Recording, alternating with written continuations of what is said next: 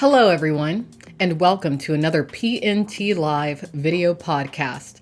I'm your host, Alex Mayers. Now, today is going to be a little bit of a history lesson, but we're going to go over some history in regards to the porn wiki hate sites, which are linked directly into current happenings and elements of abuse within the adult entertainment industry. Now, this history lesson is going to revolve primarily around a porn industry lawyer or attorney known as Michael Fattorosi, along with some of his acquaintances or affiliates and clients, which are linked directly to some of the most abusive situations within the adult entertainment industry realm. Individuals such as Donald Carlos-Leon, aka Donny Long, but also an individual known as Donald Ryder of D&E Media. In other words, GhettoGaggers, Latina abuse, facial abuse, radical Jislam, a myriad of websites which, from my perspective, are not pornographic. They don't depict eroticism, not at all. They depict situations of abuse. In some cases, the situations that are videotaped or recorded into online media have allegedly been actual abuse, which is why I do believe that it is time to differentiate between pornography and depictions of abuse. I even have a term that I've coined for such a thing, abuseography. And we will be going into detail in regards to that another day. But from my perspective, this lawyer, Michael Fattorosi, he essentially almost seems like some sort of a gang leader or organized crime leader, considering who he has promoted over the years and who his clients are. As I stated before, he's affiliated with that Donny Long character. He also is the attorney, or at least at one point in time was, for Donald Ryder. And isn't it interesting how so many of these abusive men, not just in adult entertainment, but in regular society, politics, for example, are named Donald? Something to think about. He also has been the legal representation for a adult actor known as James Deen, who was at the center of several allegations revolving around abuse.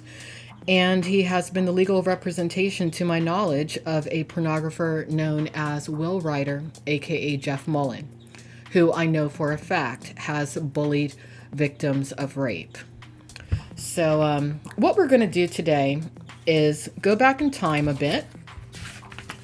And I'm going to share with you an email which is allegedly between Michael Fattorosi and Donny Long.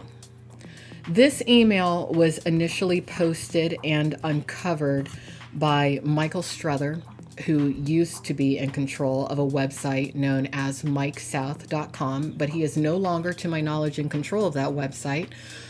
An entity known for procuring porn stars as prostitutes seems to be in control of that website nowadays, an entity known as the Luxury Companion.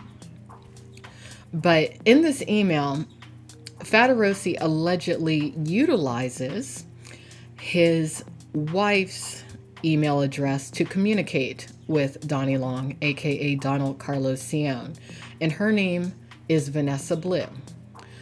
Now, the email that I'm going to read to you was posted July 18th of 2011 on an industry forum and blog known as lucasback.com.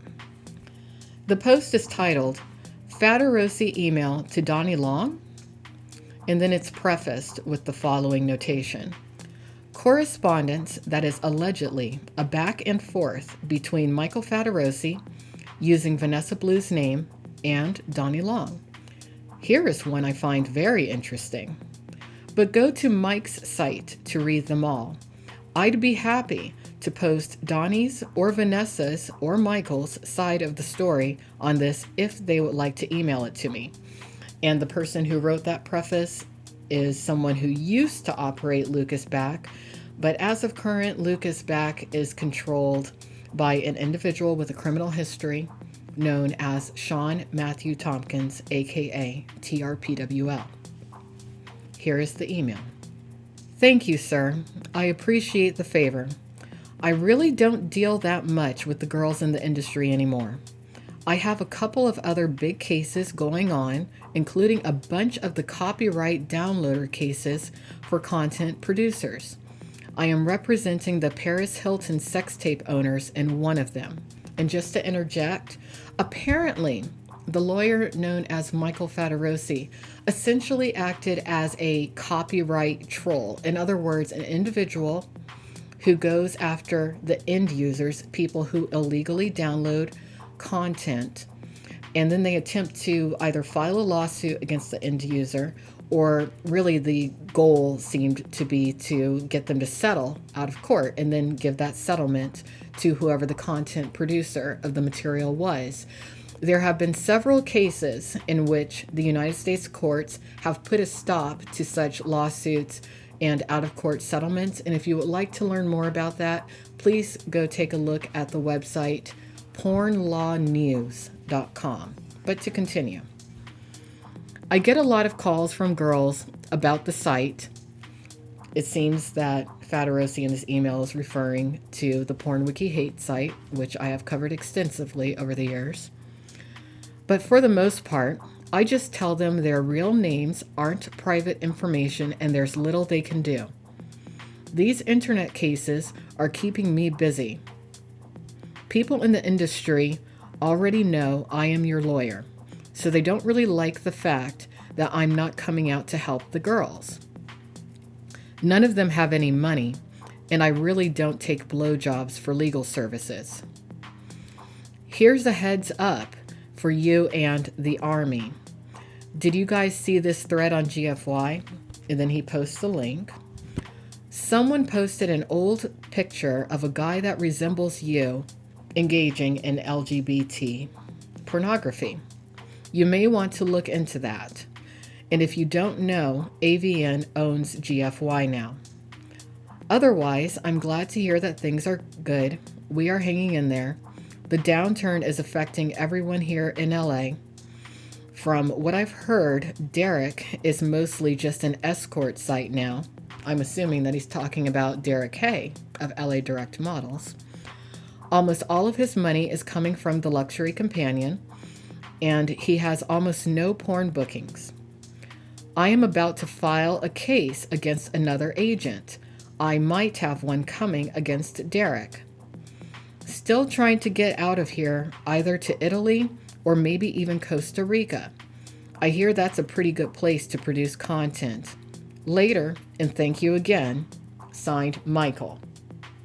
Now, I only did read portions of that email, and there were certain terms in here that I personally don't think are YouTube friendly. But I thought it was interesting how in this email, he does kind of goad Donny Long on in regards to his history of working within LGBT pornography.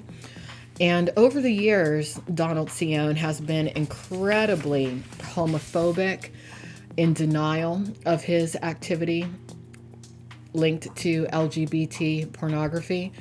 But it seems that a lot of his mentality in regards to his feelings about the LGBT community may have stemmed directly from Michael Fattorosi, because it has been uncovered that in the past, he and Michael Fattorosi had an extensive relationship.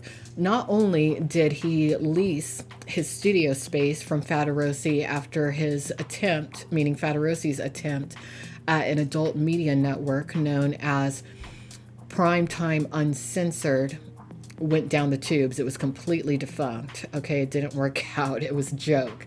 But Fattorosi at that time on that network adamantly spoke out against the LGBT community, which may be in part why his media network didn't work out, because anything that's based in hate, you know, look at the kind of energy that would be tied to such an endeavor. But what I do want to continue with is a very interesting comment from one of Fattorosi's peers. And what's interesting really about this particular comment, I mean, there's so many things interesting about the comment, really, but what I find interesting is that this particular peer of Fattorosi had a legal background, and today he is running a publicity company of which one of his primary clients is Donald Vollenweider of D&E Media, aka GhettoGaggers, aka Latina Abuse, aka FacialAbuse, aka Radical Jislam. Okay? It almost seems as though the poster of this comment I'm about to read, when I look at the history of the situation and I look at the present circumstance, it's almost as though this particular commenter was vying at that time to knock Fattorosi out of the game. Were his reasons just? Possibly. Possibly. But considering what I know of this particular commenter today, I can't really grant him too much credibility, considering how he's treated so many people so badly over the years, including his hopefully soon-to-be ex-wife. So here's what this commenter had to say. The operator of this blog has omitted one of the most interesting email exchanges between Donny Long and Michael Fattorosi from December 19th of 2010. Fattorosi writes to Donny, quote, "They are slamming Josh Lehman, aka Mr. Teagan, and Skinworks. They are clients and personal friends. I need you to leave them alone. Seriously, I get calls with requests from a lot of people, but I don't bother to contact you unless they are clients and friends. Can you just leave them off your hit list? And I will warn him and her not to start anything with you." End quote.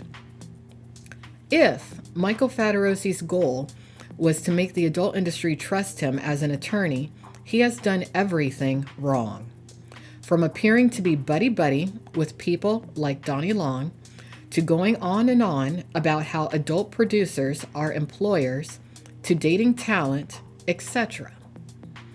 What strikes me most about the emails excerpted above is how so many people on the fringes of the adult industry, like Fattorosi or Shelley Lubin, keep in mind, Shelley Lubin recently has passed away, seemingly demonstrate utter contempt for the people they claim to support. The second thing that strikes me is the timing. The earliest emails published today between Fattorosi and Donny Long are from mid to late December of 2010. On December 29th, 2257 Safe tweeted this, quote, "Special offer for porn stars and solo girls. For $9.99 a month, keep your address and name off the internet." And I can personally attest that Fattorosi was involved with the initial 2257 Safe venture. The Porn News Today Collective did receive an email several years ago from the programmer who Fattorosi allegedly stiffed in regards to that venture. The programmer of that venture then rebranded 2257 Safe as something called 2257 Snap. The timing is odd, isn't it? As Lieutenant Aldo Rain would say, quote, "We got a word for that kind of odd in English. It's called suspicious." And for the record, in my opinion, and based upon my experience, any attorney with a small boutique practice like his is not going to turn away business in the manner he describes. He is not some big dick player. His claim, "I have no interest in getting involved with trying to take this battle on," in my opinion, sounds more like someone giving a calming reassurance to his buddy rather than a statement of fact. In fact, much of the emails sound to me like a telegraphed communication between two people who are in on the joke, albeit done with great clumsiness. Quote, I think a lot of people that don't know assume it's your site, but others are guessing it's former XPTers and or a big program trying to get traffic. Anything that seems bad in the industry always gets blamed on browsers anyway. End quote. And that's from an earlier email that this commenter is referencing. Quote, you may want to look into that. And if you don't know, AVN owns GFY now. End quote. Quote, I hear that's a pretty good place to produce content. End quote. And the commenter goes on. And why would any attorney feel the need to send email messages of this kind from someone else's account? The book is not closed on revelations about Fattorosi and Donny Long. Bet on it. I think that particular commenter, way back in 2011, when that post and that comment was written, was quite accurate. I don't think that we've heard the end of Fattorosi's involvement with Donny Long and quite a few other characters within the adult entertainment industry realm. So that's about all for today. When it comes to this particular podcast, at least. Once again, I am Alex Mayers. You can always follow me on Twitter at Alex Mayers Live. And if you're interested in this podcast and links that you may want to review yourself into what I've covered today, along with a myriad of other topics and issues that I cover, make sure that you take a look at pntlive.net. Have a great day, everybody.